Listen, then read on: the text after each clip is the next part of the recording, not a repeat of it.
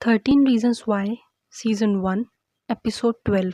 Episode की शुरुआत होती है क्ले से, जो अपने पेरेंट्स से बात करता है और उसकी मॉम उसे बताती है आज सारे समन भेजे जाएंगे और वो उससे पूछती हैं कि अगर हैना के साथ कुछ गलत करने में क्ले का हाथ है तो वो उन्हें बता दे, और क्ले उन्हें मना करता है। और तभी वो क्ले के घर पे समन्स आते हैं और क्ले के अलावा कॉर्टनी को भी समन मिलता है। फिर स्कूल में दिखाते हैं कि मार्कस और कॉर्टनी आपस में बात करते हैं और हमें पता चलता है कि मार्कस, कॉर्टनी, क्ले, एलेक्स, जस्टिन, इनके अलावा रियान, टाइलर और को भी समन मिला है। यानी कि जो भी टेप्स में है ऑलमोस्ट उन सभी लोगों को समन मिल चुका है और इसकी वजह से वो सब बच्चे परेशान हैं कि अब वो आगे क्या करेंगे। पर उनके पेरेंट्स एक्चुअली में शॉक में है कि उनके बच्चों के पास ये समन क्यों आया है। उसके बाद जस्टिन को जेसिका से बात करते हुए बताते हैं और जस्टिन उससे माफी मांगता है और कहता है कि वो डर गया था, उसने उस रात पी रखी थी, वो चाहकर भी ब्राइस को नहीं रोक पाया। और जेसिका उसे कहती है कि वो कभी नहीं समझ सकता कि उसे कैसा लग रहा है और वो उसको वहां से जाने के लिए कहती है। उसके बाद क्ले मोनेट्स में आता है और 12th नंबर की टेप को सुनता है और हैना कहती है कि आपका स्वागत है। अगर अब तक तुम्हारा नाम नहीं आया है, तुम्हें साफ पता है कि तुमने क्या किया, या शायद तुम्हें कोई अंदाजा ही नहीं है। क्या कोई इंसान इतना भी घटिया हो सकता है? चलो पता करते हैं। उसके बाद एक फ्लैशबैक दिखाते हैं जिसमें बेकर्स पैसों की तंगी की वजह से काफी ज्यादा परेशान है और हैना उन्हें कहती है कि वो उसके कॉलेज के बजाय पैसे यूज कर सकते हैं।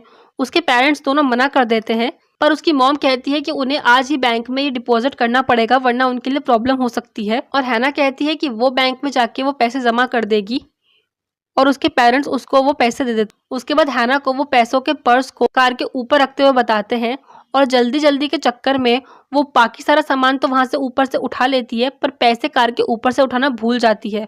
उसके बाद हैना क्रेस्टमॉन्ट पे अपनी सैलरी लेने आती है और क्ले से बात करने की कोशिश करती है, पर क्ले काफी उदास रहता है।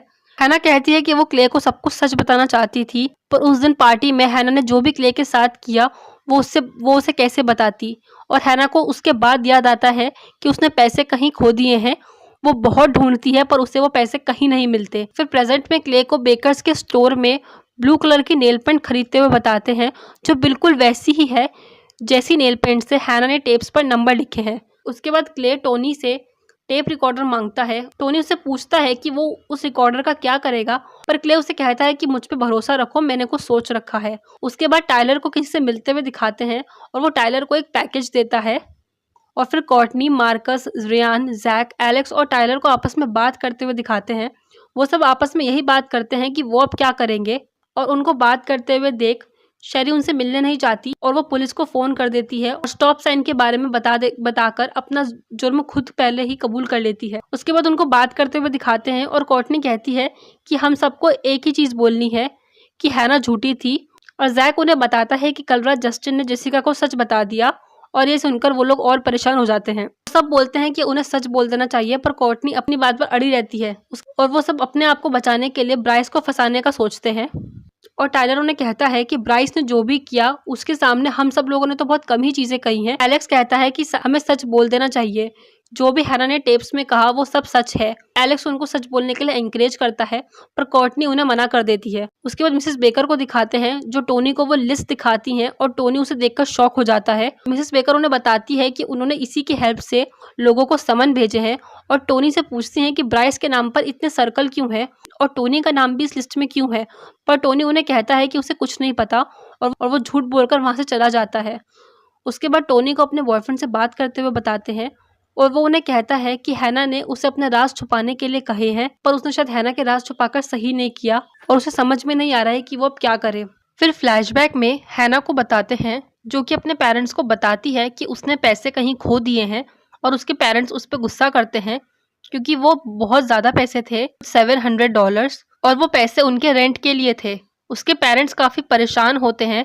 उसके बाद हैना कहती है कि उसकी वजह से बार बार लोग हर्ट हो रहे थे, जिसकी वजह से वो बहुत परेशान थी और उसे लग रहा था कि अगर वो नहीं होती तो सबकी लाइफ कितनी आसान होती। उसके बाद वो रात में वॉक के लिए निकल जाती है और वो बताती है कि उस रात वो बहुत चली और अपने घर से काफी दूर निकल आई थी। वो चलते चलते ब्राइस के घर के बाहर जाती है, जहाँ से पार्टी की आवाज आती है और हैना उस पार्टी में चली जाती है। उसके बाद प्रेजेंट में क्ले को दिखाते हैं, जो ब्राइस के घर आता है इस उम्मीद में कि उसे ब्राइस के खिलाफ कुछ प्रूफ मिल सके, और अंदर आकर वो ब्राइस से ड्रग्स मांगता है और उससे बात करने की कोशिश करता है।